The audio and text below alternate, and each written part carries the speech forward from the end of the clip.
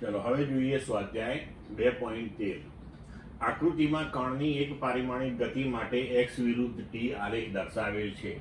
આલેખ પરથી એમ કહેવું સાચું છે કે t 0 માટે કણ સુરેખ માર્ગે અને t 0 માટે પરવલય માર્ગે ગતિ કરે છે. જો ના તો આ આલેખ માટે યોગ્ય ભૌતિક સંદર્ભનો અભિપ્રાય આપો. તો આપણે આવું કહી શકીએ નહીં કે એમ કહેવું સાચું નથી કે t 0 માટે કણ સુરેખ પથ પર ગતિ કરે છે અને t 0 માટે કણ પરવલય આકારના પથ પર ગતિ કરે છે. એવું ના કહી શકાય. કેમ? કારણ કે x વિરુદ્ધ t નો જે આલેખ છે એ કણનો માર્ગ દર્શાવતો નથી.